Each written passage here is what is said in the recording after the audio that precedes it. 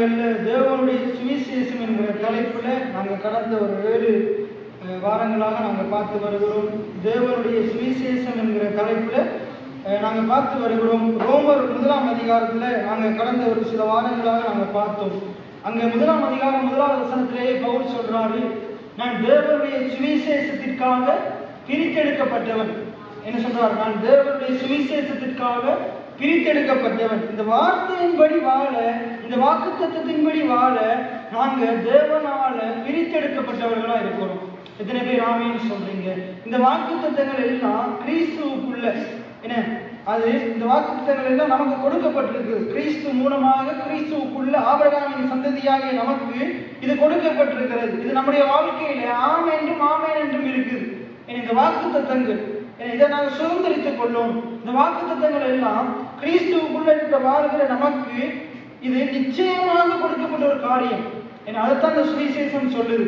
நாங்க போன கிழமை நாங்க பார்த்தோம், ரோமர் 1ஆம் அதிகாரத்துல நாங்க பார்த்தோம், இயேசு இந்த உலகத்துல அவர் மாம்சத்தின்படி 5வது வசனத்தை நாங்க போன கிழமை பார்த்தோம். இயேசு மாம்சத்தின்படி தாவீதின் சந்ததியில் பிறந்தவர் அப்படின்றத இந்த சுவிசேஷம் சொல்லுது. 2வது பரிசுத்தமுள்ள ஆவியின்படி தேவனுடைய மகனா இருக்கிறார். ஏன்னா மாம்சத்தின்படி தாவீதின் குமாரன், தாவீதின் சந்ததியில பிறந்தவர். ஆனா பரிசுத்தமுள்ள ஆவியின்படி தேவனுடைய மகன், தேவனுடைய குமாரன் அப்படின்ற வேதம் சொல்லுது. ஆனா மரித்தோரிலிருந்து உயிர் தெழுந்ததினாலே அவர் தேவனுடைய குமாரன் என்பது இந்த உலகத்துக்கு என்ன செய்ததாம்? பலமாக வெளியரங்கமாச்சு. எத்தனை பேர் ஆமேன்னு சொல்றீங்க? போன கிழமை இதை வச்சுக்கொண்டுதான் நம்ம பார்த்தோம். நம்ம இந்த பூமியில ஒரு செத்து போன ஒரு வாழ்க்கையை வாழ்ந்து கொண்டிருந்தோம். மரித்த கிறிஸ்தவர்களை போல என ஒரு மரித்த ஒரு ஆவிக்குரிய வாழ்க்கையில ஒரு ஜீவனை பெற்றவர்களாக ஆவிக்குரிய வாழ்க்கையில நம்ம என்ன சொல்றோம்? நான் கிறிஸ்துவோடு கூட அடக்கம் பண்ணப்பட்டேன், அவரோடு கூட நான் நீ வாழ்வது நான் அல்ல, கிறிஸ்துவே என்னில் வாழ்கிறார். பாவத்துக்கு மரித்தோம், நீதிக்கென்று பிழைத்திருக்கிறோம். இப்ப நீதிக்கென்று பிழைத்த நாங்க நீதிக்குரிய வாழ்க்கை இன்னைக்கு வாழ்றோமா? இன்னைக்கு நிறைய ஜனங்கள் ரட்சிக்கப்படணும், சத்தியத்தை அறியணும் மட்டும் நம்ம விரும்புகிறோம். இன்னைக்கு ஏன் அறியறாங்க? இல்லை என்னன்னா நம்ம என்ன செய்யறோம்? இல்லை உயிர் தெழுந்தலின் சாயலை நாங்க தரித்துக் கொள்ளல. என்ன உயிர் தெழுந்தலின் சாயலை நாங்க என்ன செய்யல? தரித்துக் கொள்ளல. இயேசு உயிர் தெழுந்த பின்பாக எப்படி ஒரு வாழ்க்கை, உயிர்த்தெழுதல் இயேசுவின் உயிர்த்தெழுதலின் மூலமாக நமக்கு எப்படி ஒரு வாழ்க்கை கொடுக்கப்பட்டது, நம்முடைய வாழ்க்கை எப்படி அது இன்னும் அதிகமாக ஆசீர்வதிக்கப்பட்டது, இயேசுவினுடைய உயிர்த்தெழுதல்ல இருக்கிற அந்த வல்லமை என்னது, அதற்குரிய ஆசீர்வாதம் என்னது, இயேசுவின் உயிர்த்தெழுதல் மூலமாக நமக்கு என்ன கிடைக்க பெற்றிருக்குது, அதை நிறைய ஜனங்கள் அறிந்து கொள்ளாததுனால. ஏன்னா அந்த உயிர்த்தெழுதலின் வாழ்க்கை நிறைய பேருக்குள்ள இல்லை. ஞானஸ்தானம் எடுக்கிறதுக்கு முன்னுக்கும் அதே மாதிரி தான் வாழ்க்கை இருக்குது, எடுத்த பிறகும் அதே மாதிரி தான் வாழ்க்கை இருக்கு. சர்ச்சுக்கு கொஞ்ச நாளுக்கு நல்லா இருக்கும், கொஞ்ச நாளுக்கு என்ன செஞ்சிருது? எல்லாம் போயிருக்கு. என்ன ஆரம்பத்துல இந்த வார்த்தைகள் அதான் அதுல நிலைத்திருக்கிறது முக்கியம், நாட்டப்படுறது முக்கியம். வசனத்துல என்ன செய்யணும்? நாட்டப்படணும். என்ன அத பைபிள்ல சொல்லுது, கர்த்தருடைய ஆலயத்திலே நாட்டப்பட்டவர்கள் தேவனுடைய பிரகாரங்களில். இதை குறித்து நான் நிறைய பேசியிருக்கிறேன். நாட்டப்படுறது மிக முக்கியம். நான் இன்னும் ஒன்று பேசியிருக்கிறேன். நாங்கள் உறுதியா இருக்கணும், ஸ்திரமா இருக்கணும். எத்தனை பேர் ஆமேன்னு சொல்றீங்க? நிலைத்திருக்கணும். என முடிவு வரையும் நிலைத்திருக்கிறவனே ரட்சிக்கப்படுவான், மீட்கப்படுவான், விடுதலையை பெற்றுக் கொள்ளுவான். நிறைய பேர் முடிவு வரையும் என்ன செய்யறது இல்லை? நிலைத்திருக்கிறது இல்லை. ஆனா அந்த சுவிசேஷம் என்ன செய்யும்? இந்த சுவிசேஷத்தை நாங்க தொடர்ந்து கேட்க அறிந்து கொள்ள இந்த சுவிசேஷம் என்ன செய்யும்? நம்மளை நிலைத்திருக்க பண்ணும். எத்தனை பேர் ஆமேன்னு சொல்றீங்க? ரைட். அப்ப இங்க சொல்லப்படுது பாருங்க, இயேசு மாம்சத்தின்படி தாவீதின் குமாரனா பிறந்தார், பரிசுத்தமுள்ள ஆவியின்படி அவர் தேவனுடைய குமாரனா இருந்தார். ஆனா அப்படி இருந்தாலும் அவர் 100% மனிதனா இருந்தாலும், 100% தேவனா இருந்தாலும், அவர் உயிர்த்தெழுதல் என்னத்தை வெளிப்படுத்திச்சான்? அவர் தேவனுடைய குமாரன் என்பதை இந்த உலகுக்கு வெளிப்படுத்திச்சான். இன்னைக்கு நீங்க இந்த பூமியில வாழ்ந்தாலும், இந்த பூமியில சாதாரணமான எல்லா ஜனங்களை போல ஒரு வாழ்க்கை வாழ்ந்தாலும், மாம்ச பிரகாரமா நீங்க இந்த உதயபுர ஜனங்களோட என்ன செய்யலாம்? அந்த ஜனங்களா வாழ்ந்து கொண்டிருந்தாலும், ஆவிக்குரிய ரீதியில நீங்க தேவனுடைய பிள்ளைகளா இருக்கிறீங்க. நம்ம இலங்கை தேசத்துல வாழ்ந்தாலும், மன்னார்ல தேசாலையில இந்த தீவுக்குள்ள வாழ்ந்தாலும், நம்ம மாம்சத்தின் பிரகாரம் இதுக்குள்ள வாழ்ந்தாலும் நாங்க தேவனுடைய ராஜ்யத்துக்கு உட்பட்ட பிள்ளைகளா இருக்கிறோம். நம்மளை தேவன் ஆளுகை செய்கிறார். எத்தனை பேர் ஆமேன்னு சொல்றீங்க? தேவன் நம்முடைய ராஜாவா இருக்கிறார். அவருடைய ராஜ்யத்துக்குள்ள நாங்க இருக்கிறோம். அவருடைய ராஜ்யம் எங்களுக்குள்ள இருக்குது. ஏன்னா அந்த ராஜ்யம் தான் நம்மளை ஆளுது. இயேசு ராஜானா நம்மளை ஆளுகிறார். ஆகையினால இந்த சத்தியத்தை நம்ம அறிஞ்சு கொள்ளணும்.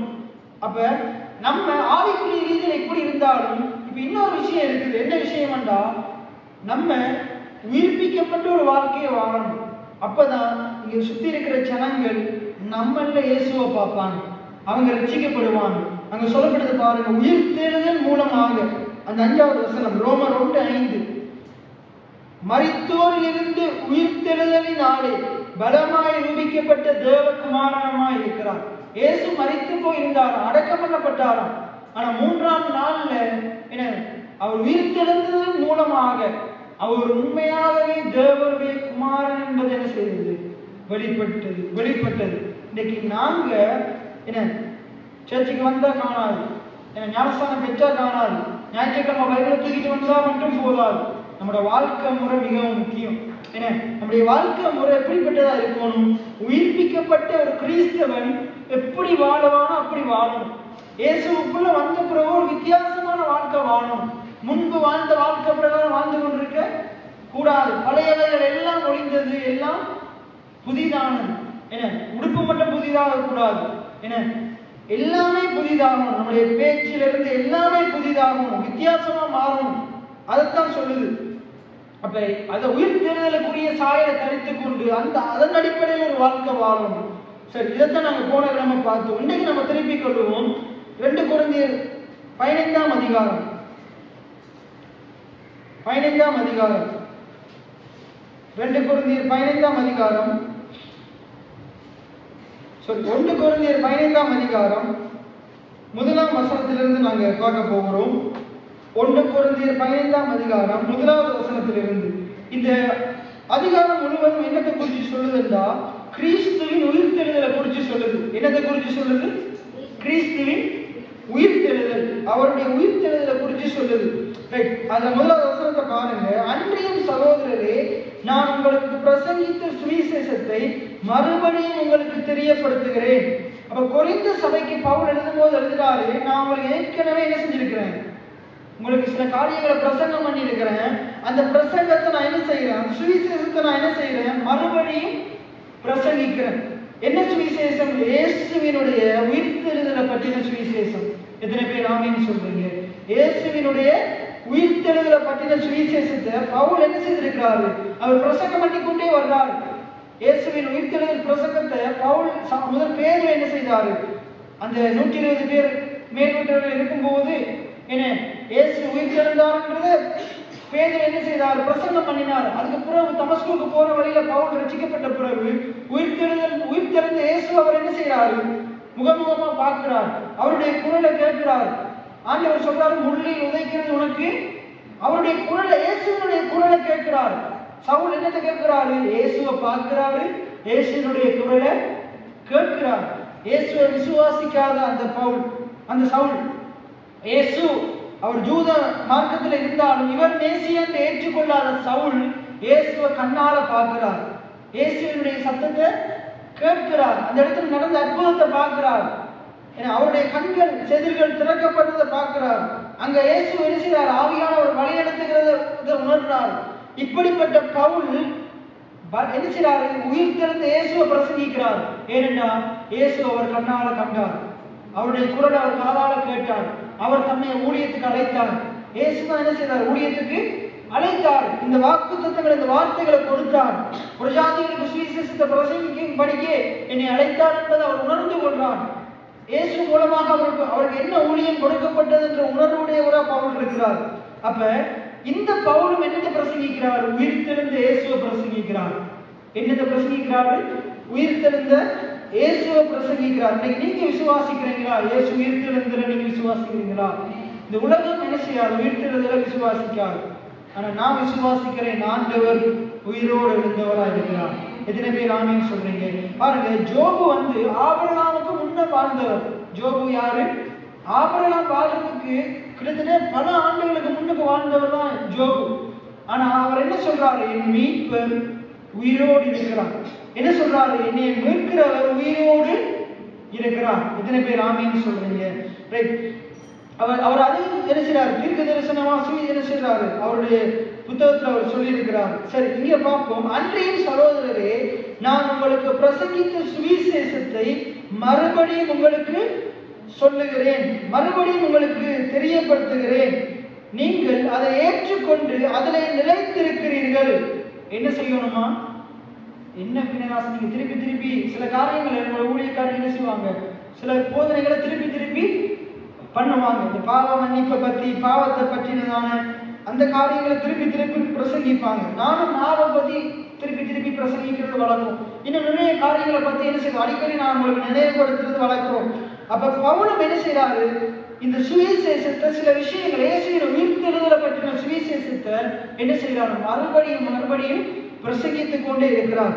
அப்ப இங்கேயும் பாருங்க, அவர் சொல்றாரு, நீங்க இயேசு நமக்காக மரித்து அடக்கம் பண்ணப்பட்டு உயிர்த்தெழுந்ததை என்ன செய்ய சொல்றாரு? ஏற்றுக்கொள்ள சொல்றார். எத்தனை பேர் ஏற்றுக்கொள்றீங்க? இயேசு எனக்காக இந்த உலகத்துக்கு வந்தார். எத்தனை பேர் ஏற்றுக்கொள்றீங்க? எனக்காக மரித்தார், எனக்காக அடக்கம் பண்ணப்பட்டார், எனக்காக உயிரோடு எழுந்தார். எத்தனை பேர் ஆமென் சொல்றீங்க? இன்னைக்கு எனக்காக பிதாவின் வலது வருஷத்தில் அமர்ந்திருந்து எனக்காக பரிந்து பேசிக் கொண்டிருக்கிறார். எனக்கு உதவி செய்வதற்கு பரிசுத்த ஆவியானவர் எனக்கு தந்திருக்கிறார். என்னை மறுபடியும் அழைத்துட்டு போக அவர் வரப்போகிறார். இது உலகத்தை எத்தனை பேர் விசுவாசிக்கிறீங்க? அப்ப இதை என்ன செய்ய சொல்றாரு? இதை ஏற்றுக்கொண்டு, ஏன்னா நீங்க ஏற்றுக்கொள்ளணும். ஊழியக்காரர் சுவிசேஷத்தை பிரசங்கம் பண்ணும் போது, சத்தியத்தை பிரசங்கம் பண்ணும் போது, வார்த்தையை பிரசங்கம் பண்ணும் போது அதை என்ன செய்யணும்? ஏற்றுக்கொள்ளணும். இது ஆண்டவர் எனக்கு தான் பேசுறார், இந்த வார்த்தை ஆண்டவர் எனக்காக தான் பேசுறார். ஏற்றுக்கொள்ளணும். ஏற்றுக்கொண்டு அதிலே நிலைத்திருக்கிறீர்கள். பவுல் அந்த சபையாரை பார்த்து சொல்றாரு, நான் பேசுகிற சத்தியத்தை நான் திருப்பி திருப்பி பேசினாலும் நீங்க அதை ஏற்றுக்கொள்றீங்க, நீங்க அதுல நிலைத்திருக்கிறீங்க. இன்னைக்கு இது மிகவும் முக்கியம். இன்னைக்கு நம்முடைய சபை இன்னும் வளராததுக்கு காரணம், அநேக ஜனங்கள் சுவிசேஷத்தை ஒழுங்கா கேட்கிறது கிடையாது. முதலாவது. இரண்டாவது, கேட்ட சுவிசேஷத்தை ஏற்றுக்கொள்றது கிடையாது. மூன்றாவது, அதுல நிலைத்திருக்கிறது கிடையாது. ஒரு சிலர் என்ன செய்யறாங்க? மூன்றையும் சிலர் செய்யறாங்க. சிலர் என்ன செய்யறாங்க? இதுல ஏதோ ஒன்றை தவற விட்டு கொண்டிருக்கிறாங்க. வந்து கேட்கிறாங்க, ஆனா ஏற்றுக்கொள்வதும் கிடையாது, நிலைத்திருக்கிறதும் கிடையாது. சிலர் என்ன செய்யறாங்க? கேட்கிறாங்க, ஏற்றுக்கொள்றாங்க, நிலைத்திருக்கிறது கிடையாது. ஆனா நாங்க என்ன செய்யணும்? கேட்கிறது மாத்திரமல்ல, அதை ஏற்றுக்கொள்ளணும், அதுல நிலைத்திருக்கணும். எத்தனை பேர் ஆமென் சொல்றீங்க? நீங்க இந்த சுவிசேஷத்துல நிலைத்திருக்கணும். எத்தனை பேர் ஆமென் சொல்றீங்க? சரி, தொடர்ந்து பாருங்க. நான் உங்களுக்கு பிரசங்கித்த பிரகாரமாய் நீங்கள் அதை கை கொண்டிருந்தால், அப்ப முதலாவது சொல்றாரு, நீங்க அதை என்ன செய்யணும்? கேட்கணும், ஏற்றுக்கொள்ளணும், நிலைத்திருக்கணும். அடுத்ததாக கை கொள்ளணும். என்ன சொல்லுங்க? கை கொள்ளணும். நீங்கள் அதை கை கொண்டிருந்தால் அதனாலே நீங்கள் ரட்சிக்கப்படுவீர்கள். அப்ப கேட்ட சுவிசேஷத்தை, இப்ப நீங்க கேட்கிற ஒவ்வொரு பிரசங்கத்தையும், ஒவ்வொரு சத்தியத்தையும் நீங்க என்ன செய்யணும்? கேட்கிறது மட்டும் இல்ல, என்ன செய்யணும்? ஏற்றுக்கொள்ளணும். இந்த இடத்துல நின்று யாருக்கு பிரசங்கம் பண்றேன்? நம்ம ஒவ்வொருவருக்கும் தான் அவங்க பேசிக் கொண்டிருக்கிறாங்க. எனக்கும் பேசுறாங்க, உங்களுக்கும் பேசுறாங்க. நீ யாரோ ஒருத்தருக்கு குத்தல, ஆண்டவர் எல்லாருக்கும் தான் பேசுறாங்க. அப்ப அதை என்ன செய்யணும்? அதை கேட்கணும். எனக்கு தான் பேசுறாரு கேட்கணும், அதை ஏற்றுக்கொள்ளணும். அதை என்ன செய்யணும்? ஏற்றுக்கொள்ளணும். அடுத்த காரியம் ஏற்றுக்கொள்ளணும். அதுக்கு அடுத்த காரியம் நிலைத்திருக்கணும். அதில் என்ன செய்யணும்? நிலைத்திருக்கணும். அதுக்கு அடுத்தது என்ன செய்யணும்? நம்ம கேட்ட ஏற்றுக்கொண்ட நிலைத்திருக்கிற சத்தியத்தின்படி நாங்கள் கை கொள்ளணும், அதன்படி வாழணும், அதன்படி நடக்கணும். எத்தனை பேர் ஆமென் சொல்றீங்க? சரி, அப்ப இப்படி நம்ம செய்தா அந்த நீங்க கேட்ட அந்த சத்தியத்தினாலேயே நீங்கள் ரட்சிக்கப்படுவீர்கள். எத்தனை பேர் ஆமென் சொல்றீங்க? அதுதான் சொல்லுது, சத்தியத்தையும் அறிவீர்கள். யோவான் 8:32 சொல்லுது, சத்தியத்தையும் அறிவீர்கள், சத்தியம் உங்களை விடுதலை ஆகும். எது சத்தியம்? இந்த வசனமே சத்தியம். எத்தனை பேர் ஆமென் சொல்றீங்க? அப்ப எது உங்களை விடுதலை ஆக்கும்? நான் என்ன தலைப்புல பேச ஆரம்பிச்சேன்? மனிதனை விடுதலையாக்கும் சுவிசேஷம், மனிதனை மாற்றும் சுவிசேஷம். தேவனுடைய சுவிசேஷம் என்ன செய்யுமா? மனிதனை மாற்றுமா. மாற முடியாத மனுஷனை இந்த வார்த்தை மாற்றும். எத்தனை பேர் ஆமென் சொல்றீங்க? சரி, அப்ப இந்த சத்தியம், இந்த சுவிசேஷம் மனுஷனை ரட்சிக்கக்கூடியதா இருக்கு. பவுல் பிரசங்கிக்கிற இந்த சுவிசேஷம் என்ன செய்யுது? மனுஷனை ரட்சிக்குது. கொரிந்து சபையை ரட்சிக்குது. அது நம்முடைய சபையையும் ரட்சிக்கும். இந்த சுவிசேஷத்தை யார் நம்முடைய சபையில் இருக்கிற ஜனங்கள் ஒழுங்காக கேட்கும் போது, அதை ஏற்றுக்கொள்ளும் போது, அதில் நிலைத்திருக்கும் போது, அதை கை கொள்ளும் போது, அது அந்த மனுஷனை மாற்றக்கூடியதா இருக்குது. இந்த இடத்துல நீங்க பெண்கள் இருக்கிறீங்க, ஆண்கள் இருக்கிறீங்க, ஏன்னா இந்த இடத்துல கிதியோனா இருக்கலாம், யோசுவா, சந்தோஷ், இவங்க நீங்க யாரா இருந்தாலும் சரி, இதை நீங்க கேட்கறது மாத்திரமல்ல, இதை நீங்க என்ன செய்யணும்? ஏற்றுக்கொள்ளணும். என்ன செய்யணும்? ஏற்றுக்கொள்ளணும். அதுக்கடுத்து என்ன செய்யணும்? அதுல நிலைத்திருக்கணும். அதுல என்ன செய்யணும்? நிலைத்திருக்கிறா என்ன? என்ன நிலைத்திருக்கிறா என்ன? நிலைத்திருக்கிறா அதுல நாட்டப்படுறது என்ன? அதிலேயே தங்கி இருக்கிறது. இப்ப பாருங்க, ஒரு செடி எடுத்து பிடுங்கி இன்னொரு இடத்துல அதுல நிலையை மாற்றிக்கொண்டே இருந்தா அது என்ன செய்ய முடியும்? என்ன செய்யாது? பலன் கனியை கொடுக்காது. நீங்க கேட்கிற சத்தியத்தில் என்ன செய்யணும்? நிலைத்திருக்கணும். நிலைத்திருக்கும் போது உதாரணத்துக்கு சொல்றேன். ஒரு உதாரணம் உங்களுக்கு விளக்கமாக சொல்றேன். உங்களோட நாமம் மாறணும், விநாசங்க பேச்சு மாறணும், என்ற வாயனை அடக்கி கொள்ளணும், அமைதியா இருக்கு பழகணும் அப்படின்னீங்கடா, நான் உங்களுக்கு என்ன ஆலோசனை சொல்லுவேன்டா, நீங்க என்ன செய்யணும்? தொடர்ந்து நாவை பற்றினதான போதனைகளை கேட்டுக்கொண்டே இருக்கும்.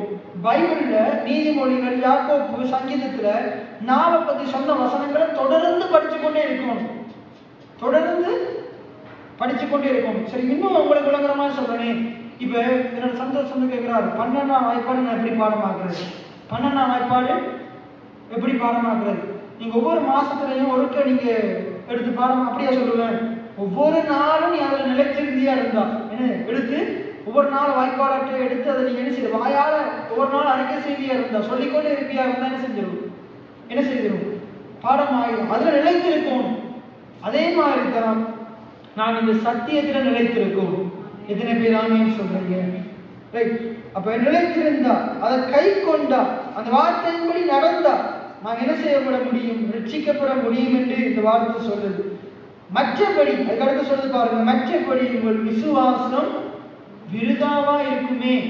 என்ன நீங்க சத்தியத்தை கேட்கறீங்க, விசுவாசம் வருது, கேட்டுட்டு அதை ஏற்றுக்கொள்ளாட்டி, நிலைத்திருக்கலாட்டி, அதன்படி நடக்கலாட்டி விசுவாசிச்சும் எந்த பயனும் இல்லை. ஏன்னா விசுவாசத்துக்கு ஏற்ற கிரியைகளை செய்யணும். தொடர்ந்து வாசிங்க. அடுத்த வசனத்தை வாசிங்க. 3வது வசனத்தை வாசிங்க. நான் பெற்றுக்கொண்டதும் உங்களுக்கு பிரதானமாக ஒப்புவித்ததும் என்னவென்றால் கிறிஸ்துவானவர் வேத வாக்கியங்களின்படி. அப்ப அவர் சொல்றார், நான் உங்களுக்கு பிரதானமா சொல்லி தந்தது என்னது? நான் உங்களுக்கு பிரசங்கம் பண்ணின பிரசங்கம் என்னது? நான் உங்களுக்கு போதித்த சத்தியம் சுவிசேஷம் என்னது? அவர் என்னத்தை போதிச்சார் அதை சொல்றாரு பாருங்க. நான் உங்களுக்கு சொல்றது என்னன்னா, கிறிஸ்துவானவர் அங்க சொல்லப்படுது பாருங்க. கிறிஸ்துவானவர் இந்த பைபிள்ல இந்த வேத வாக்கியங்கள்ல சொல்லப்பட்டபடி, இந்த பழைய பாட்டுல சொல்லப்பட்டபடி அவர் என்ன செய்திருக்கிறாரு? நம்முடைய பாவங்களுக்காக மரித்து. அப்ப அவர் என்னத்தை சொல்றாரு? ஏன் மரித்தார் இயேசு? உன்னுடைய பாவங்களுக்காக மரித்தார். என்ன சொல்லுங்க? என்னுடைய பாவங்களுக்காக மரித்தார். என்னுடைய பாவங்களுக்காக மரித்தார். நான் செய்த மீறுதல்களுக்காக எனக்காக மரித்தார். எத்தனை பேர் ஆமேன்னு சொல்றீங்க?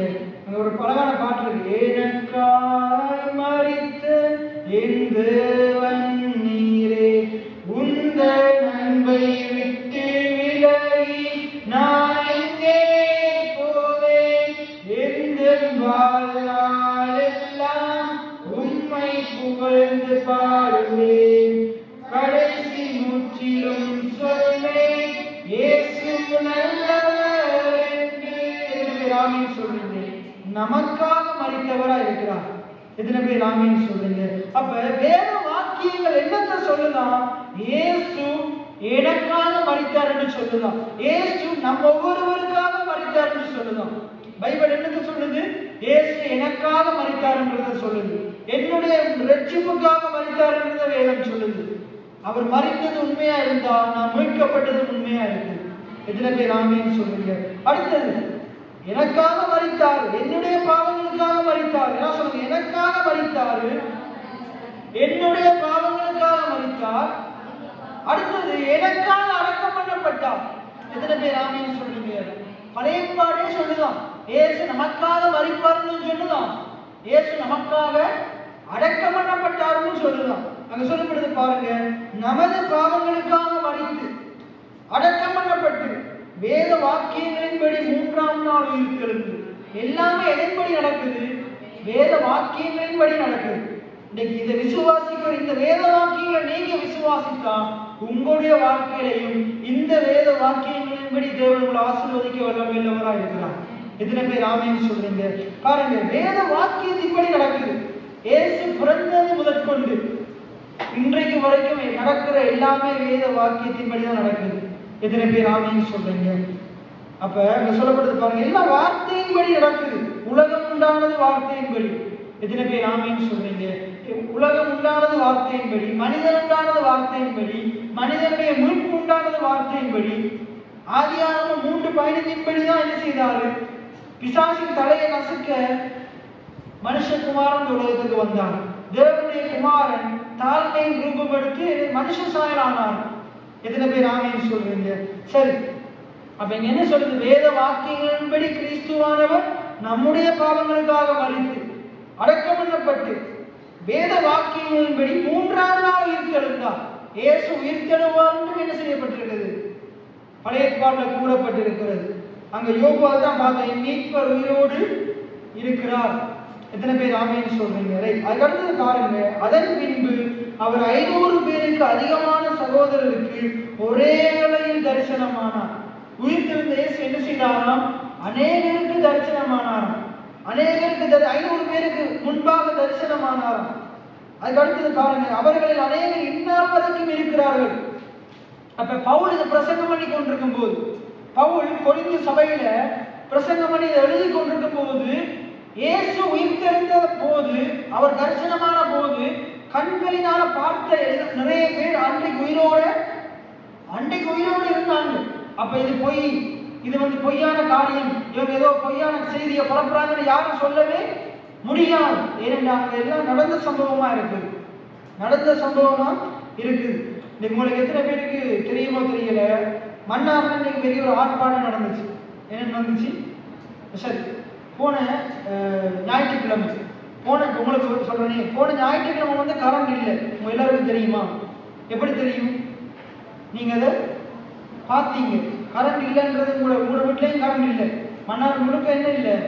சேர்த்துல நம்ம ஆராய்ச்சி கொண்டிருக்கும் போதும் கரண்ட் இல்லை. இப்ப யாரோ ஒருத்தர் இல்லை கரண்ட் இருந்துச்சு யாராச்சும் சொன்னா அது என்னது? அது முட்டாள்தனம். ஏன்னா நம்ம எல்லாரும் பார்த்தோம், நம்ம எல்லாருக்குமே அது தெரியும். அப்ப சும்மா என்ன செய்ய முடியாது? கரண்ட் இருந்துச்சுன்னு எழுத முடியாது. அதே போலதான் இயேசு உயிர்த்தெழுந்தது அன்னைக்கு பவுல் இதை பிரசங்கம் பண்ணும் போது, இதை எழுதும் போது அநேகர் அங்க இருந்தாங்க. அப்ப இவர் பொய்யா எழுத முடியாது, பொய்யான காரியத்தை சொல்லவும் முடியாது. எல்லாரும் கண்களுக்கு முன்பாக நடந்த காரியம். அதை சொல்லுங்க, 500 பேர் ஒரே வேளையில என்ன செய்தாங்க?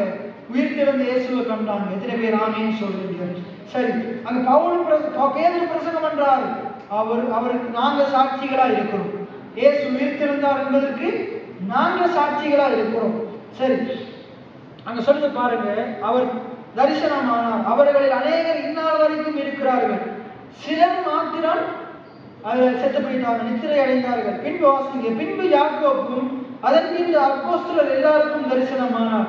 புறவு யாருக்கு தரிசனமானாரா? அவருடைய சகோதரராகிய யாக்கோப்புக்கும் மற்ற எல்லா அப்போஸ்தலருக்கும் தரிசனமானாராம். எல்லாரும் பின்பு அந்த நமக்கு தெரியும், யோவான் 23ஆம் அதிகாரத்துல அங்க 7 பேர், பேதுருவோடு கூட 6 பேர் போயிட்டாங்க. கடல்ல போயிட்டு வலையை எடுத்துட்டு போயிட்டு என்ன செய்யறாங்க? மீனை பிடிக்க பாக்குறாங்க, மீன் அகப்படவே இல்லை. இயேசு கரையில நின்று பிள்ளைகளே என்ன செய்யறாரு? கூப்பிடுறாரு. உயிர்த்தெழுந்த இயேசு. அப்ப அந்த 7 அப்போஸ்தலருக்கும் அந்த கடற்கரையில் என்ன செய்யறாரு?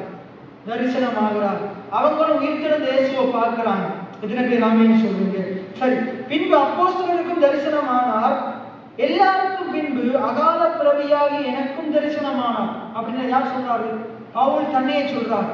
இவங்க முதலாவது 500 பேர், அதுக்கு முன்னுக்கு மகதலேனா மரியாள், மற்ற மரியாள், பேதுரு, யாக்கோபு, யோவான் இவங்களுக்கு தரிசனமான பிறகு மற்ற 12 சீஷர்கள் அந்த தோமா இல்லாம அவங்க உள்ள இருக்கும்போது அவங்களுக்கு தரிசனமான பிறகு தோமா இருக்கும்போது தரிசனமானார். தோமாட சொல்றார், நீ என்னை கண்டதனால் விசுவாசித்தால், காணாதிருந்தும் விசுவாசிக்கிறவர்கள். இன்னைக்கு நாங்க அன்னைக்கு வாழ்ந்த அந்த சீஷர்கள் அப்போஸ்தலர்களை காட்டிலும் நாங்க பாக்கியவான்களா இருக்கிறோம். எத்தனை பேர் ஆமென் சொல்றீங்க? ஏனென்றால் நாங்க அவர் விசுவாசிக்கிறவர்கள், நாங்க பாக்கியவான்கள். எத்தனை பேர் ஆமென் சொல்றீங்க? சரி, அப்ப பவுல் சொல்றாரு, இவங்க எல்லாருக்கும் தரிசனமான ஆண்டவர் எனக்கும் தரிசனமானார். இவங்க எல்லாருக்கும் தரிசனமான உயிர்த்தெழுந்த இயேசு எனக்கும் தரிசனமானார். நீங்க உங்களுடைய வாழ்க்கையில அவர் தரிசனமா இருக்கிறாரா? நீங்க அவரை உங்க வாழ்க்கையில பாக்குறீங்களா? அவர்களை நடத்துகிற விதத்துல இயேசுவை பாக்குறீங்களா? எத்தனை பேர் ஆமென் சொல்றீங்க? சரி, அவர் சொல்றாரு, அகால பிறவியாக எனக்கும் தரிசனமானார். அவர் சொல்றாரு பாருங்க 9ஆம் வசனத்துல, நான் அப்போஸ்தலர் எல்லாரிலும் சிறியவனாய் இருக்கிறேன். அப்போஸ்தலர் எல்லாரிலும், எல்லாருமே மற்ற சீஷரோட அப்போஸ்தலரோட ஒப்பிடும்போது நான் தான் சிறியவன். தேவனுடைய சபையை துன்பப்படுத்தினாலே நான் அப்போஸ்தலர் என்ற பெயர் படுவதற்கு தகுதியானவன் அல்ல, பாத்திரன் அல்ல. என்னை ஒரு ஊழியக்காரன் அப்போஸ்தலன் என்று சொல்லுவதற்கு நான் பாத்திரன் அல்ல. ஆனா ஆண்டவர் என்னை என்ன செய்திருக்கிறார்? அவருடைய கிருபையினால என்னை பாத்திரமான மாற்றியிருக்கிறார். எத்தனை பேர் ஆமென் சொல்றீங்க? அதான் ஒரு அழகான பாட்டு இருக்கு, என்னை விட எத்தனை பேர் தகுதியாக இருந்தும் என்ன மட்டும் கிருபை என்று தேடி வந்ததே. சொல்லுவோமா? என்னை விட எத்தனை பேர் நல்லவனாக இருந்தும் என்ன மட்டும் கிருபை என்று உயர்த்தி வைத்ததே. உங்க கிருபை வாழ வைத்ததே. உங்க கிருபை வாழ வைத்ததே. உங்க கிருபை என்னை வாழ வைத்ததே. உங்க கிருபை என்னை வாழ வைத்ததே. அவருடைய கிருபை நம்மளை தகுதிப்படுத்தி இருக்கு. தகுதி இல்லாத நம்மளை தேவன் தகுதிப்படுத்தி இருக்கிறார். நான் தேவனால் தகுதிப்படுத்தப்பட்டவனா இருக்கிறேன். அவருடைய ராஜ்யத்துக்குள்ள வர்றதுக்கு தகுதியை தேவன் எனக்கு கொடுத்திருக்கிறார்.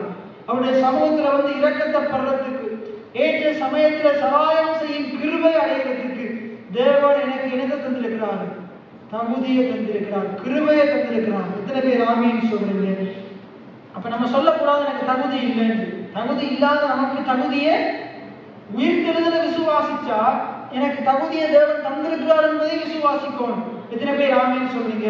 உயிர்த்தெழுதலை விசுவாசிச்சா இயேசு நான் ஐஸ்வர்யவான் ஆவதற்காகத்தான் அவர் மரித்தார் என்பதை விசுவாசிக்கும். எத்தனை பேர் ஆமென் சொல்றீங்க? நான் வெற்றி அடைவதற்காகத்தான் அவர் கல்வாரி சிலுவையில என்ன செய்தாரு? தலை குனிந்தார் என்பதை விசுவாசிக்கும். எத்தனை பேர் ஆமென் சொல்றீங்க? சரி, அவர் சொல்றாரு பாருங்க, நான் தேவனுடைய ஊழியக்காரன், அப்போஸ்தலர் என்பது சொல்லப்படுவதற்கு பாத்திரன் அல்ல. 10ஆம் வசனத்தை பாருங்க, ஆகிலும் நான் இருக்கிறது தேவ கிருபையினாலே. என்ன சொல்லுங்க? ஆகிலும் நான் இருக்கிறது தேவ கிருபையினாலே. என்ன அதுக்கும் பாட்டு இருக்குது, என்ன நான் வாழ்வது உம்முடைய கிருபையினால். எத்தனை பேர் ஆமென் சொல்றீங்க? ரைட். அப்ப நான் வாழ்வது, நாங்க வாழ்வது அவருடைய கிருபையினாலதான். கிருபன் தான் அவங்களுக்கு நிறைய தடவை சொல்லியிருக்கிறேன். கிருபன்டா நம்ம ஒன்றுமே செய்யல, நமக்காக ஒருவர் சகலத்தையும் செய்து முடித்திருக்கிறார். ஏன்னா நம்ம மேன்மை பாராட்டுகிறதுக்கு ஒன்றுமே இல்லை, எல்லாம் அவருடைய மேன்மை. எல்லா மகிமைக்கும் உயர்வுக்கும் அவர் தான் பாத்திரர். அவர் எல்லாத்தையும் செஞ்சிருக்கிறார். ஏன்னா அவர் எல்லாத்தையும் செஞ்சிருக்கிறார். நம்ம என்ன செய்தோம்? நம்மளை தாழ்த்தி அவருடைய கிருபைக்காக நம்மளை ஒப்பு கொடுத்தோம். அவர் நம்மளை உயர்த்தினார். ஏன்னா தன்னை தாழ்த்துகிறவனும் உயர்த்தப்படுவான். ஏன்னா நம்மளை தாழ்த்தும் போது அவருடைய கிருபை நம்மளை சூழ்ந்து கொள்ளும். எத்தனை பேர் ஆமென் சொல்லுங்க? தாழ்மை உள்ளவனுக்கும் அவர் கிருபை அளிக்கிறார் அவருடைய வார்த்தை சொல்லுது. அப்ப ரைட், அங்க சொல்லப்படுது பாருங்க, ஆகிலும் நான் இருக்கிறது தேவ கிருபையினாலே. அவர் எனக்கு அருளிய கிருபை விருதாவா இருக்கவில்லை.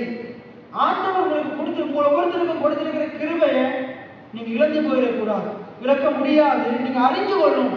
அறியலாட்டி அதை நீங்க அந்த கிருபை கொடுக்கிற காரியங்களை விசுவாசி பெற்றுக்கொள்ள முடியாது. சரி, அதுக்கடுத்த வாசகம், அவர்கள் எல்லாரையும் நான் அதிகமாய் பிரயாசப்பட்டேன், ஆகிலும் நான் அல்ல என்னுடனே இருக்கிற தேவ கிருபையை அப்படி செய்தது. அப்ப கிருபை இன்னைக்கு நான் என்னோடு இருக்குது. பவுல் சொல்றாரு, கிருபை தான் என்னை தகுதிப்படுத்துச்சு. அந்த கிருபையினாலதான் நான் இருக்கிறேன். அந்த கிருபையை குறித்து என்ன சொல்றாரு பாருங்க, தேவனுடைய கிருபை தான் என்னை தகுதிப்படுத்துச்சு. எல்லாம் சொல்லுங்க, தேவ கிருபை தான் என்னை தகுதிப்படுத்துச்சு. தேவ கிருபையினாலதான் நான் வாழ்றேன். அடுத்தது பாருங்க, அந்த தேவ கிருபை என்னோடு கூட இருக்குது. அந்த தேவ கிருபை இன்றைக்கும் என்னோடு கூட இருக்குது. என்னை என்ன செய்ய ஆண்டவருக்குள்ள நான் வர்றதுக்கு உதவி செய்த கிருபை, என்னை நீதிமான மாற்றின கிருபை, என்னை தகுதிப்படுத்தின கிருபை, என்னை விடுவித்த கிருபை, இன்றைக்கும் அவருடைய கிருபை என்னோட கூட இருக்குது. நான் உங்களுக்கு சொல்றேன், நீங்க போக்கிலும் வரத்திலும் அவனுடைய கிருபை உங்களோட கூட இருக்கு. நீங்க இருக்கிற போகிற எல்லா இடங்களையும் அவனுடைய கிருபை உங்களோட இருக்குது. அவனுடைய தயவு இருக்குது. எத்தனை பேர் ஆமேன்னு சொல்றீங்க? அப்ப அது நீங்க கிருபை உங்களோடு இருக்கிற உணர்வுடையவங்களா இருக்கும். என்ன, அவருடைய கிருபை உங்களை விட்டு விலகாது.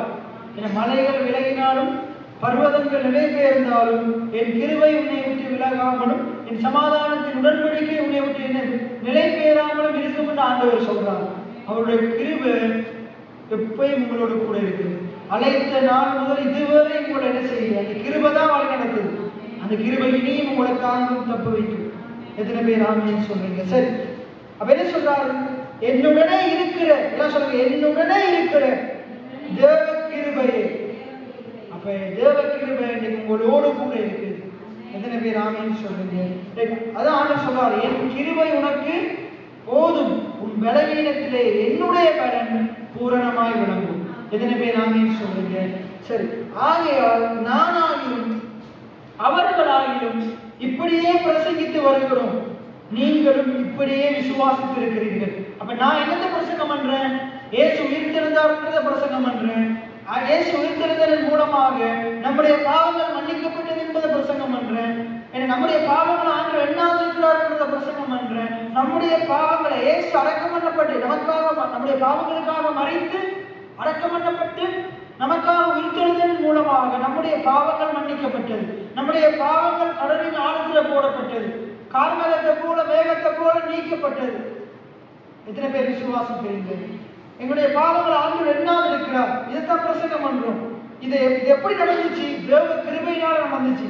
நீங்க சொல்லலாம், விநாசனா இதுக்காக ஒன்றுமே செய்யலையே. நீங்க ஒன்றும் நானும் ஒன்றும் செய்யல. இயேசு எல்லாவற்றையும் செய்து முடித்தார்.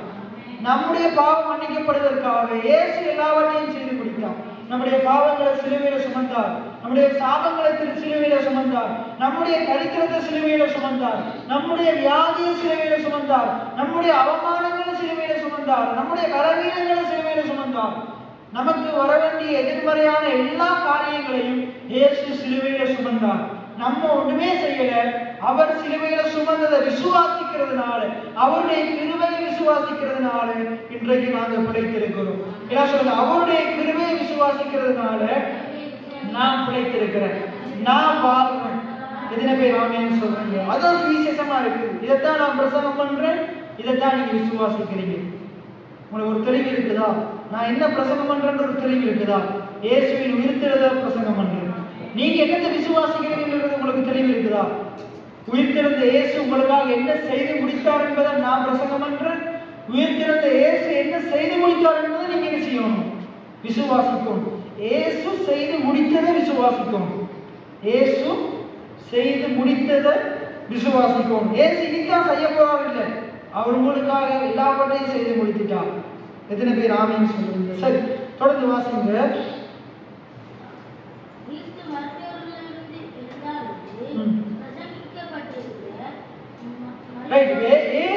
என்ன பிரசங்கத்தை நம்ம பார்க்கிறோம்? என்ன பிரசங்கத்தை கேட்கிறோம்? நான் என்ன பிரசங்கம், நான் வருஷமா, நான் 3 வருஷமா நான் பைபிள் ஸ்டடிலையும் ஞாயிற்றுக்கிழமையும் வீட்டு கூட்டங்களையும் என்னத்தை பிரசங்கம் பண்றேன்? நான் பண்ற எல்லா பிரசங்கத்தினுடைய அடிப்படை என்ன இருக்கு? நான் நாவினால அறிக்கை செய்து சொல்றேன். நாவை பத்தி பிரசங்கம் பண்ணி இருக்கிறேன். தரித்திரத்திலிருந்து விடுதலையை பத்தி பிரசங்கம் பண்ணி இருக்கிறேன். ஆசீர்வாதம் ஐஸ்வர்யங்களை பத்தி பிரசங்கம் பண்ணி இருக்கிறேன்.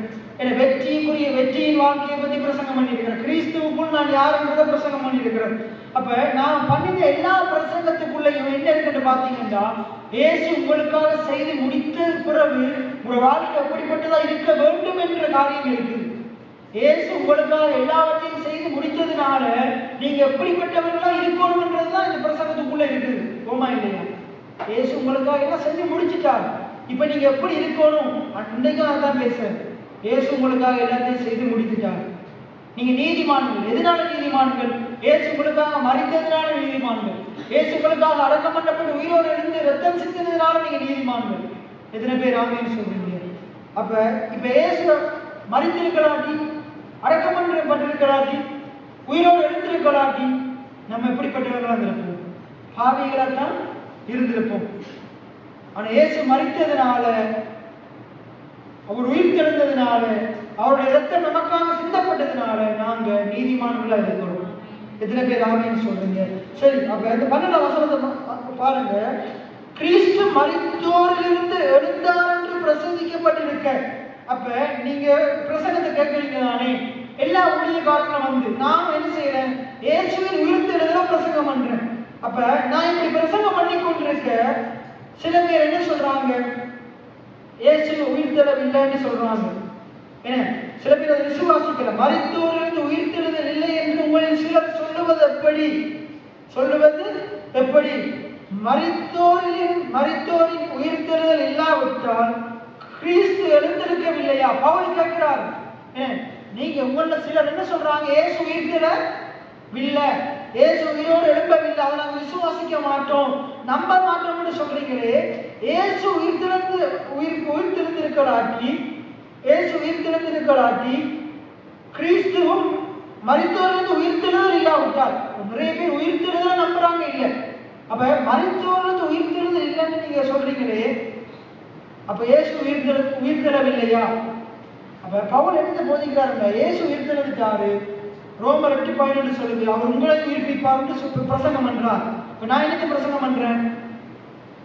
இயேசு நமக்காக, நம்ம ஐஸ்வர்யவான்களுக்காக இயேசு தரிக்கிறதானார், இதைத்தான் பிரசங்கம் பண்றேன். அப்ப நிறைய பேர் அப்படியெல்லாம் ஐஸ்வர்யம் ஆனவர் முடியாது, இந்த பூமியில நமக்கு கஷ்டம் பாடுதான் இருக்குது. அப்ப இது நிறைய பேர் சந்தேகப்படுறாங்க. நம்ம இந்த பூமியில நல்லா வாழ முடியாது, இந்த பூமியில பாடுகள், கஷ்டம், வியாதி, வறுமை, வேதனையோட தான் வாழணும், உபத்திரவத்தோட தான் வாழணும், இப்படின்னு நிறைய பேர் என்ன சொல்றாங்க. நம்ம நல்லா வாழ முடியாதுன்னு சொல்றாங்க. அப்ப இப்ப நல்லா வாழ முடியாதுன்னு சொல்றீங்களே, இப்படிப்பட்ட ஆட்களுக்கு தான் இதை எழுதுற பவுல் சொல்றாரு. அப்படின்னா இயேசு உன்னுடைய தரித்திரத்துக்காக சிலுவையில மறிக்கவில்லையா? அதை நீ விசுவாசிக்கலையா? இயேசு உன்னுடைய தரித்திரத்துக்காக மறித்தார்னு விசுவாசித்தான் நீ எப்படி வாழணும்? உன்னை எப்படி யாரும் மாற்றுவார்? ஐஸ்வர்யமான மாற்றுவார். இந்த வியாதியில, இந்த பூமியில வியாதியோடு தான் வாழணும். சுகம் இருக்கு, சுகத்தை பெற்றுக்கொள்ள முடியாது. வியாதி வந்துதான் போகும். அதே தலை விதின்னு நிறைய பேர் சொல்றாங்க. சுகத்துக்குரிய வாழ்க்கை எனக்கு, அதை விசுவாசிக்கிறாங்க இல்லை. இந்த பூமியில எனக்கு ஆண்டு சுகத்தை வைத்திருக்கிறார் விசுவாசிக்கிறாங்க இல்லை. அப்ப அப்படிப்பட்டவங்களுக்கு பவுல் என்ன சொல்லுவாரு? இயேசு உங்களுடைய வியாதிக்காக மரித்தார் நீ விசுவாசிக்கலையா? இயேசு மரித்தது உண்மையா இருக்குமா இருந்தா, இயேசு உன்னுடைய பலவீனத்துக்காக மரித்தார்னு பைபிள் சொல்லுது. அவருடைய தழும்புகளால் நீ குணமானாய் என்று வேதம் சொல்லுது. அதை நீ விசுவாசிக்கலையா? அதை நீ விசுவாசிச்ச இந்த பூமியில உனக்கு சுகம் உண்டு. எத்தனை பேர் ஆமீன் சொல்றீங்க? உனக்கு செழிப்பு உண்டு, உனக்கு சுகம் உண்டு. எத்தனை பேர் ஆமீன் சொல்றீங்க? அப்ப என்ன சொல்றாரு? மரித்தோரிலிருந்து உயிர்த்தெழுதல் இல்லாவிட்டால், நிறைய பேர் உயிர்த்தெழுதலை விசுவாசிக்கிற, ஆசீர்வாதத்தை, செழிப்பை விசுவாசிக்கிற, சுகத்தை விசுவாசிக்கிற, இயேசுவினுடைய சிலுவை மரணத்தின் மூலமாக நமக்கு உண்டான ஆசீர்வாதங்களை போதிக்கும் போது சபையில நிறைய பேர் விசுவாசிக்கிறாங்களே இல்லை. நிறைய ஊழியக்காரங்க அதை பிரசங்கம் பண்ணாதுன்னு சொல்றாங்க. ஆனா அங்க பவுல் அப்படிப்பட்டவங்களுக்கு தான் சொல்றாரு. அப்ப இயேசு கல்வாரி சிலுவையில மரித்து எதுக்காக உயிர்த்தெழுந்தார்? பைபிள் சொல்லுது, அவர் நாங்கள் நீதிமான்கள் ஆக்கப்படுவதற்காக உயிரோடு இருந்தார். எத்தனை பேர் ஆமீன் சொல்றீங்க? அப்ப தொடர்ந்து வாசிங்க. கிறிஸ்து எழுந்திருக்கவில்லை என்றால் எங்கள் பிரசங்கமும் விருதா, உங்கள் விசுவாசமும். இப்ப இயேசு உயிர்த்தெழுந்து இருக்கிறார், எவ்வளவு பிரசங்கம் எல்லாம் வீணா விருதா போயிடும். ஆனா நான் உங்களுக்கு சொல்றேன், நீங்க கேட்ட ஒரு பிரசங்கமும் வீணா விருதா போவார். நீங்க கேட்கிற ஒவ்வொரு பிரசங்கமும் வீணா விருதா போவார். அதை நீங்க விசுவாசிக்கும் போது அது உங்களுடைய வாழ்க்கையில மிகப்பெரிய ஆசீர்வாதங்களை கொண்டு வரும். ஏனென்றால் இயேசு மெய்யாகவே உயிர்த்தெழுந்தார். இயேசு மெய்யாகவே உயிர்த்தெழுந்தார். இயேசு மெய்யாகவே உங்களுக்காக எல்லாத்தையும் செய்து முடித்துட்டார். எல்லாத்தையும் செய்து முடித்துட்டார். எத்தனை பேர் ஆமீன் சொல்றீங்க? சரி, தொடர்ந்து பாருங்க. கிறிஸ்து எழுந்திருக்கவில்லை என்றால் எங்கள் பிரசங்கமும் விருதா, உங்கள் விசுவாசமும் விருதா. மரித்தோரிலிருந்து உயிர்த்தெழுதல் இல்லாவிட்டால் தேவன் எழுப்பாத கிறிஸ்துவை அவர் எழுப்பினார் என்று நாங்கள் தேவனை குறித்து சாட்சி சொல்லுகிறதுனாலே தேவனுக்கு பொய் சாட்சி சொல்லுகிறவராக காணப்படுவோமே. அப்ப உயிர்த்தெழுதல் இல்லை என்று அது உண்மையா இருக்குமா இருந்தா எங்களுடைய சாட்சியெல்லாம் பொய்யா இருக்குமே.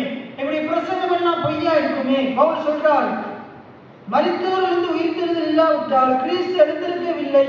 கிறிஸ்து எழுந்திராவிட்டால் உங்கள் விசுவாசம் வீணாயிருக்கும். நீங்கள் இன்னும் பாவங்களில் இருப்பீர்கள். கிறிஸ்துவுக்குள் நித்திரையடைந்தவர்கள் கட்டியிருப்பார்கள். இம்மைக்காக மாத்திரம் நான் கிறிஸ்துவின் மேல் நம்பிக்கை உள்ளவர்களாக இருந்தால் எல்லா மனுஷனை பார்க்கிலும் பரிதவிக்கப்படத்தக்கவர்களாக இருப்போம். அப்படி ஒவ்வொன்றா சொல்லிக்கொண்டே போகிறார். யாருக்கு சொல்றாரு? இயேசுவினுடைய உயிர்த்தெழுதலை விசுவாசிக்காதவர்களுக்கு சொல்றார். நீங்க இந்த இடத்துல நீங்க எல்லாரும் உயிர்த்தெழுதலை விசுவாசிக்கிறீங்களா? எத்தனை பேர் ஆமீன் சொல்றீங்க? நான் கேட்கறது இயேசுவினுடைய உயிர்த்தெழுதலை இல்லை, நீங்க மரித்தாலும் படைப்பீர்கள் என்றது எத்தனை பேர் விசுவாசிக்கிறீங்க? சாவுக்கு ஏதுவான இந்த சரீரம் சாவாமையை தரித்துக் கொள்ளும். எத்தனை பேர் ஆமீன் சொல்றீங்க? இந்த சரீரம் ஒரு நாள் எங்க போகுது? எங்க போகுது? மரித்து எங்க போகுது? மண்ணுக்கு போகுது. எங்க போகுது? மண்ணுக்கு போகுது. ஆனா ஆண்டவர் இந்த சரீரத்தை உயிரோடு எழுப்புவார்.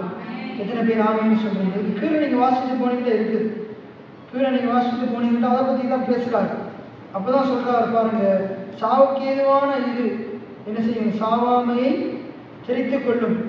அழிவுள்ளதாக இது அழியாமையை தெரித்துக் கொள்ளும். அந்த வசனத்தை எடுத்து வாசிங்க.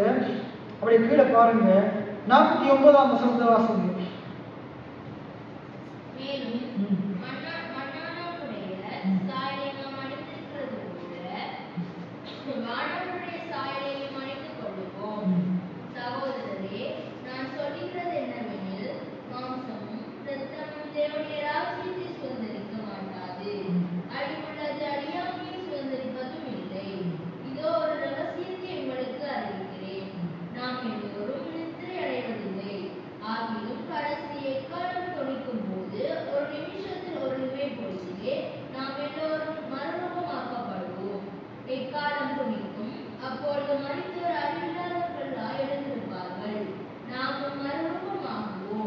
மரித்தவர்கள் என்ன போட்டிருக்கு? மரித்தவர்கள் அழிவில்லாதவர்களாக இருந்திருப்பார்கள். அழியாத சரீரம் நமக்கு கொடுக்கப்படும். ரோமர் 8 சொல்லப்படுது, நமக்கு ஒரு இன்னொரு உயிர்த்தெழுதல் இருக்குதான், சரீர உயிர்த்தெழுதல். அதைத்தான் சொல்லுவாங்க சரீர மீட்பு.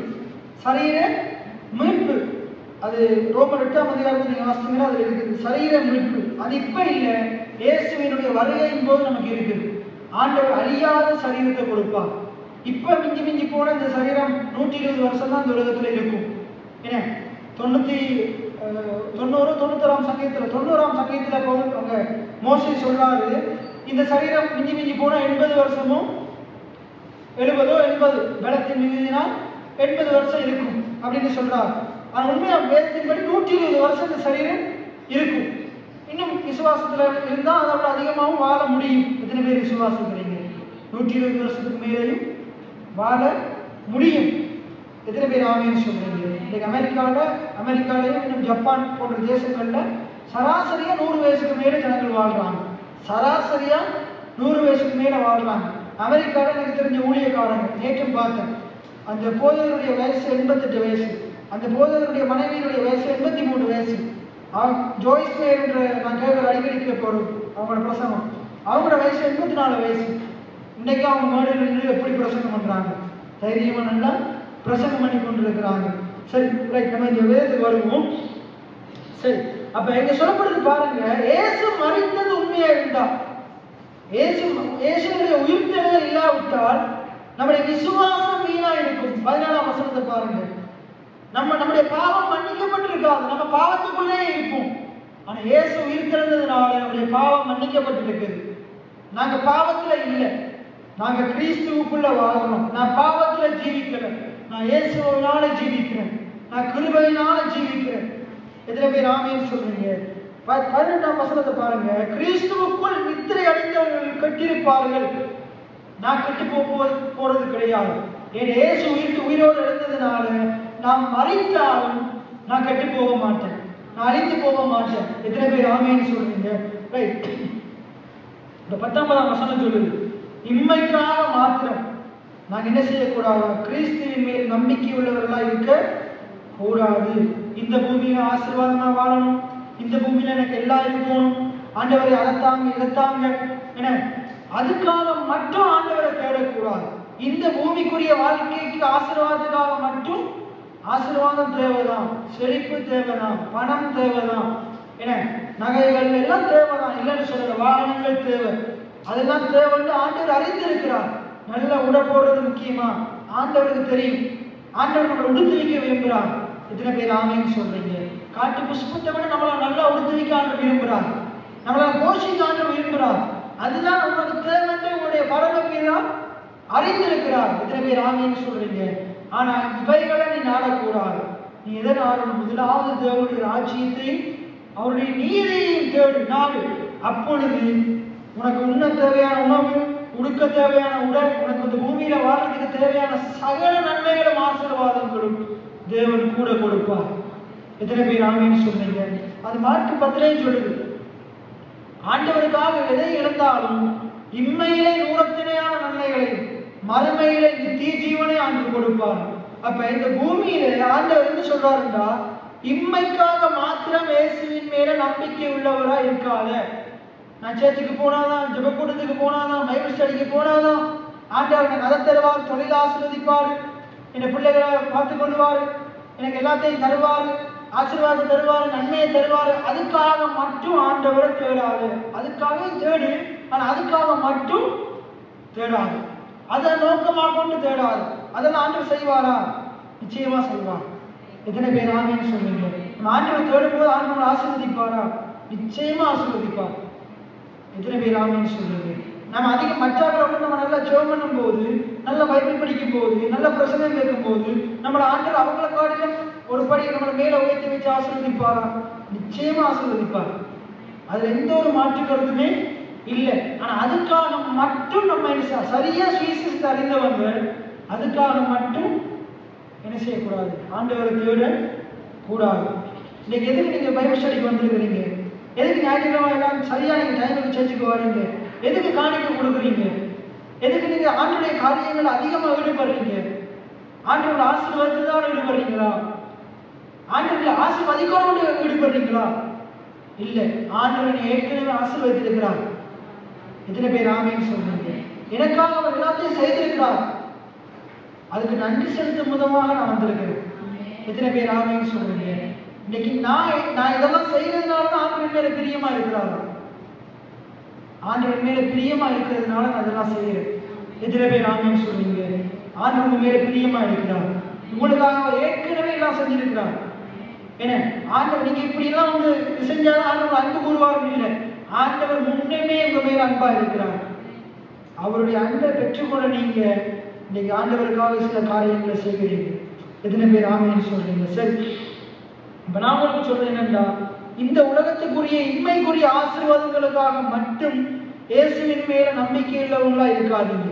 அப்படி இருப்பீங்களா இருந்தா மற்ற ஆட்களை விட நம்ம பரிதவிக்கக்கூடிய ஆட்களா இருப்போம். என்ன சொல்றது? நம்ம அப்படிப்பட்டவங்களா இருக்கக்கூடாது. தொடர்ந்து அதுக்கு அடுத்த அதிகார வசனங்களை நம்ம அடுத்த கிழமை பார்ப்போம். அப்ப நாம் என்ன செய்யணும்? இம்மைக்காக மாத்திரம் அல்ல, நமக்கு ஆண்டவர் ஒரு நித்திய வாழ்க்கையை வைத்திருக்கிறார். நித்தியமா அவரோடு கூட வாழ்கிற ஒரு வாழ்க்கையை ஆண்டவர் ஆயத்தம் பண்ணி வைத்திருக்கிறார். ஆண்டவர் உலகத்தை விட்டு உயிர்த்திருந்து இயேசு பரமாறி போகும்போது சொல்லிட்டு போறார், நான் போய் உங்களுக்காக ஒரு ஸ்தலத்தை ஆயத்தம் பண்ண போறேன். நான் உங்களுக்காக ஒரு தேற்றிட வாழ்க்கை அனுப்புறேன். நான் வருமளவும் அவர் உங்களோடு கூட இருப்பார். அவர் உங்களை தேற்றுவார். அவர் உங்களை பாவத்தை குறித்து, நீதியை குறித்து, நியாயத்தின்பை குறித்து உங்களுக்கு கண்டித்து உணர்த்துவார். என்ன அப்ப அவர் சில காரியங்களை வெளிப்படுத்துவார், உங்களுக்கு போதிப்பார்னு சொல்லி பரமாறி போய் பிலாவுக்கு தான் வருட வருஷத்துல உட்கார்ந்துட்டார். இன்றைக்கு அவர் நமக்காக பரிந்து பேசுறது மட்டும் இல்லாம நமக்காக ஒரு ஸ்தலத்தை ஆயத்தம் பண்ணி வச்சிருக்கிறார். என்ன வெளிப்படுத்த 19 சொல்லுது, ஒரு நாள் அந்த எருசலேம் நமக்காக இறங்கி வரப்போகுது. அந்த ராஜா இறங்கி வரப்போகிறான். மணவாளன் மணவாட்டியாகிய நமக்காக இறங்கி வரப்போகிறார். 1000 தேவதூதர்களோடு அந்த மேகத்தின் மேல் இறங்கி வரப்போகிறார். நம்ம அழைத்து கொண்டு போக வரப்போகிறார். இத்தனை பேர் ஆமைன்னு சொல்றீங்க? இத்தனை பேர் ஆமைன்னு சொல்றீங்க? அப்ப அவர் வரப்போகிறாரு. அந்த நித்திய வாழ்க்கையை மனதில் கொண்டு வாழணும். இம்மைக்காக மாத்திரம் வாழக்கூடாது. நமக்கு ஒரு மறுமைக்குரிய வாழ்க்கை இருக்குது. இந்த உலகத்துல மிஞ்சி போனா 120 வருஷம் தான் வாழ முடியும். ஆனா அழிவில்லாத வாழ்க்கைன்ற ஒரு வாழ்க்கை நமக்கு இருக்குது. இன்னைக்கு நிறைய பேருக்கு அந்த உணர்வு இருக்குமா இருந்தா இருந்தா ஆண்டவருக்கு கொடுக்க வேண்டிய கிணத்தை ஆண்டவருக்கு கொடுப்பாங்க. ஞாயிற்றுக்கிழமை தவறாம ஆலயத்துக்கு வருவாங்க. ஏன்னா இன்னும் அதிகமா ஆண்டவருக்கு நேரத்தை கொடுப்பாங்க. பைபிள் ஸ்டடியில ஜனங்கள் நிரம்பி வழிவாங்க, அதிகமா நேரத்தை கொடுப்பாங்க. இன்னைக்கு இந்தியாவில் அநேக சபைகள்ல இப்படிப்பட்ட கூட்டங்கள் வைத்தா ஜனங்கள் நிரம்பி வழிவாங்க. இந்த சபையும் அப்படி மாறும், தேவன் மாற்றுவார். இதனை பேர் ஆமீன் சொல்லுங்க. இன்மைக்காக மாத்திரம் அல்ல, நீங்க ஆண்டவரை இன்மைக்காக மாத்திரம் தேடாதீங்க. ஏன்னா இன்மைக்காக மாத்திரம் ஞாயிற்றுக்கிழமை ஆராதனை கொடுக்க வராதிங்க, பைபிள் ஸ்டடி கொடுக்க வராதிங்க. மறுமைக்குரிய ஒரு வாழ்க்கை எனக்கு இருக்குது. அந்த வாழ்க்கையும் ஆண்டவர், அந்த வாழ்க்கையோட நான் கடந்து போகணும். நான் இயேசுவோடு கூட வாழணும், நான் தேவனோடு கூட வாழணும், நான் தேவனுடைய ஜனமா இருக்கிறேன், நான் அவருடைய பிள்ளையா இருக்கிறேன், நான் அவரோடு கூட வாழணும். நான் இம்மையில மட்டும் நல்லா இருந்தா போதாது, நான் மறுமையிலே அவரோடு கூட இருக்கணும். இதை காட்டிலும் எனக்கு அது முக்கியமா இருக்குது. நான் அவரோடு கூட இருக்கிற வாழ்க்கை தான் எனக்கு முக்கியம்.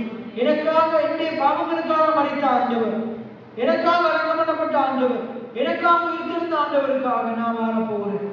அவருடைய கிருபையினால தான் நான் இன்னைக்கு வாழ்றேன். இத்தனை பேர் ஆமேன்னு சொல்றீங்க. அப்ப இதுதான் சுவிசேஷம். பாருங்க, பவுல் பிரசங்கம் பண்ண சுவிசேஷம் என்னது? பவுல் எந்த பிரசங்கம் பண்ணாரு? இயேசுவினுடைய பாடுகள், மரணம், உயிர்த்தெழுதல பிரசங்கம் பண்ணினான். நான் என்ன பிரசங்கம் பண்றேன்? இயேசுவினுடைய பாடுகள், மரணம், உயிர்த்தெழுதல பிரசங்கம் பண்றேன். அதன் மூலமா உங்களுக்கு என்ன உண்டாயிருக்கிறதுன்றத பிரசங்கம் பண்றேன். இன்னைக்கு என்ன உண்டாயிருக்குது? நித்திய வாழ்க்கையை தேவன் உங்களுக்காக ஆயத்தம் பண்ணி வச்சிருக்கிறார். அவரோடு கூட நித்தியமா வாழ்கிற வாழ்க்கையை ஆயத்தம் பண்ணி வச்சிருக்கிறார். எத்தனை பேர் ஆமேன்னு சொல்றீங்க? அப்படியே நாங்கள் அனைவரும் எழுந்து நின்றவர்களாக நாங்கள் இன்னைக்கு பார்த்த இந்த வார்த்தைகளை நாங்கள் சற்று ஆராய்ந்து பார்ப்போம்.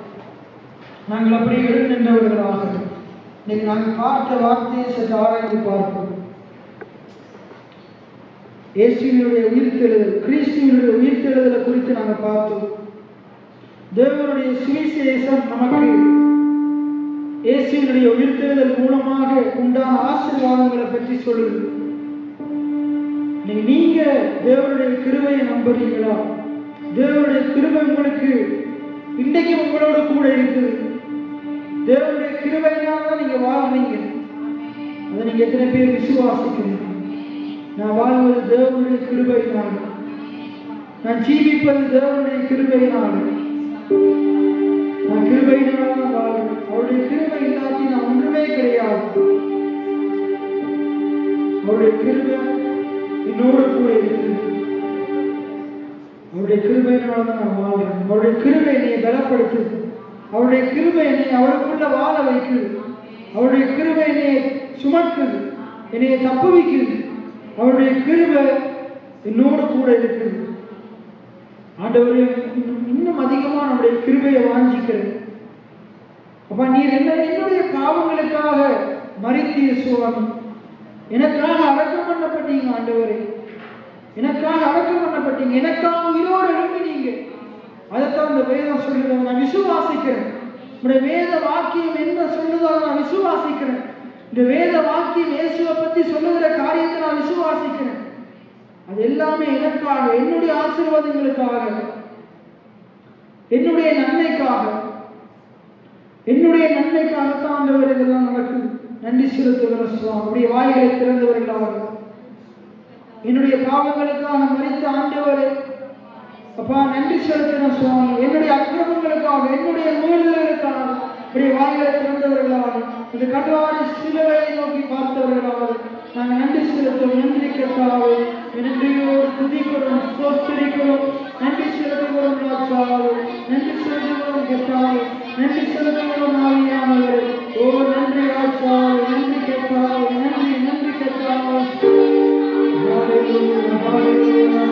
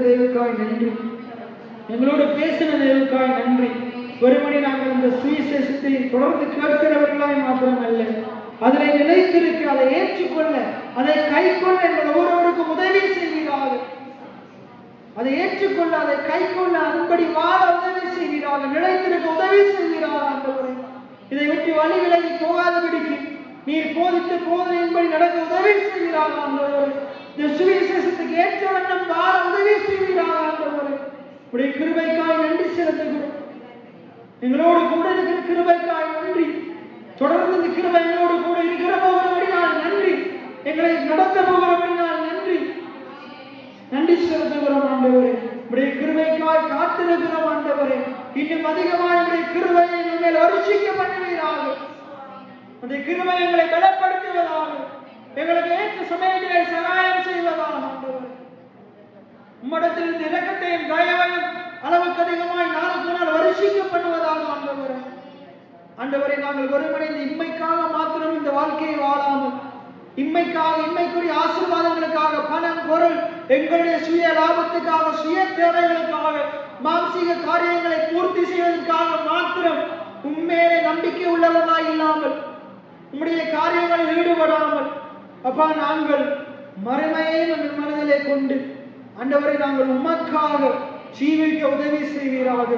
உண்மையே எங்கள் ஆதாரமாக கொண்டு ஜீவிக்க உதவி செய்வீராக. மாம்சீக எண்ணங்களை பிடுங்கி எறிவீராக. எங்களுக்குள்ள இருக்கிற ஆண்டவரை மனதும் மாம்சமும் விரும்புகிறவர்களை செய்கிற காரியங்களை பிடுங்கி எறிவீராக. ஆவியின் சிந்தையுடையவர்களாக, ஆவியின்படி நடக்கத்தக்கதாக உதவி செய்யுங்க ஆண்டவரை.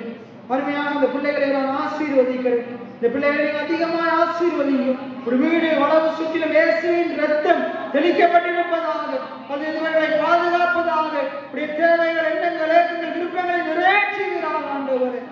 கர்த்தரை தேடுகிறவர்களுக்கு ஒரு நன்மையும் குறையப்படாத வார்த்தையின் பிரகாரமா இந்த பிள்ளைகளுடைய குறைவுகளை மகிமையிலே நிறைவாக்க வேண்டும்படியாக சொல்லிக்கிறேன். இந்த பிள்ளைகள் இன்னும் அதிகமாக ஆண்டவருக்கு முக்கியத்துவம் கொடுப்பார்களாக, எல்லாவற்றிலும் ஆண்டவரை முதலாவது வைப்பார்களாக. விட முடியாத தவறுகள், பாவங்கள் இருக்கமாக இருந்தால் அது எல்லாவற்றையும் நீர் உம்முடைய பலத்தின் உதவியுடன் விடுவதற்கு உதவி செய்வீராக. இந்த பிள்ளைகள் ஒருவரை பற்றி ஒருவர் புறம் பேசாமல், ஒருவருடைய குற்றத்தை ஒருவர் சுட்டி காட்டிக் கொண்டு புறம் பேசிக்கொண்டு கை நீட்டி கொண்டிருக்காமல், அந்த குறைவுள்ள ஜனங்களுக்காக ஜபம் பண்ண, அவர்களை ஜபத்திலே தாங்க, அவர்கள் பாவத்திலிருந்து விடுதலையாக வரைக்கும் அவர்களுக்காக ஜபம் பண்ணுகிற பிள்ளைகளாக, குறை பேசுகிறவர்களாக அல்ல, ஜபம் பண்ணுகிற பிள்ளைகளாக, ஜபத்தினால் அந்த பிள்ளைகளுடைய வாழ்க்கையை மாற்றுகிற பிள்ளைகளாக இருக்க எங்கள் ஒவ்வொருவருக்கும் உதவி செய்கிறார்கள் ஆண்டவரே. தொடர்ந்து நாங்கள் எங்களை தாழ்த்தி அப்ப உண்மை உயர்த்தி இந்த உலகத்திலே வாழ உதவி செய்கிறார்கள் ஆண்டவரே. அப்பா இந்த நாள் எங்களோடு பேசினதற்காக நன்றி. தொடர்ந்துமாய் அடுத்த கிழமை எங்களோடு பேசுவீராக, இந்த சத்தியத்தின் மூலமாக எங்களை நடத்துவீராக ஆண்டவரே. இப்ப வருகிற கிழமை நாங்கள் எங்களுடைய சமையாக கிட்டத்தட்ட 15 வாலிபர்களை அப்ப கண்டியில் நடைபெற இருக்கிற வாலிப கூட்டத்துக்கு அழைத்து செல்ல இருக்கிறோம். அந்த இடத்துல இந்த வாலிபர்களை தொடுவீராக. அந்த 15 பேரும் தனிப்பட்ட முறையிலே இயேசுவை அறிந்து கொள்வார்களாக, இயேசு நல்லவர் என்பதை ருசி பார்ப்பார்களாக, இயேசு அவர்களுக்காக பாடுபட்டு மரித்து அடக்கம் பண்ணப்பட்டு உயிரோடு எழுந்தார், நான் அவருக்காக வாழப்போகிறேன் என்ற முடிவை தீர்மானத்தை எடுப்பார்களாக. அப்ப அது எங்களால் முடியாது, நீர் அதை செய்து முடிப்பீராக ஆண்டவர். அந்த ஒவ்வொரு வாலிபரையும் நம்முடைய கருத்திலே தருகிறேன். அது மாத்திரம் இல்லாமல் அந்த வாலிப கூட்டத்துக்கு வருகிற ஒவ்வொரு வாலிபரையும் நம்முடைய கருத்திலே தருகிறேன். அந்த வாலிப கூட்டத்தை நடத்துகிற அந்த ஊழியக்காரர்களுக்காக, அந்த ஊழியர்களுக்காக நம்முடைய கருத்திலே வருகிறேன். அதிகமாக ஆசீர்வதிங்க. நாங்கள் போவதற்கு தேவையான பண தேவைகள், பொருளாதார தேவைகளை சந்திங்க. குறைவின்றி எங்களை நடத்துவீராக. எங்களை தாழ்த்தி உயர்த்தி இயேசுவின் நாமத்தினால் சிவம் வேறெடுக்கிறேன் உள்ள பிதாவே. என் ஆத்துமாவை கர்த்தரை ஸ்தோத்திரி, என் முழுவதுமே கர்த்தருடைய பரிசுத்த நாமத்தை ஸ்தோத்திரி. என் ஆத்துமாவை கர்த்தரை ஸ்தோத்திரி, கர்த்தர் செய்த சகல உபகாரங்களை நினைவாகும். ஆமென். கர்த்தர் உங்களை ஆசீர்வதிப்பாராக.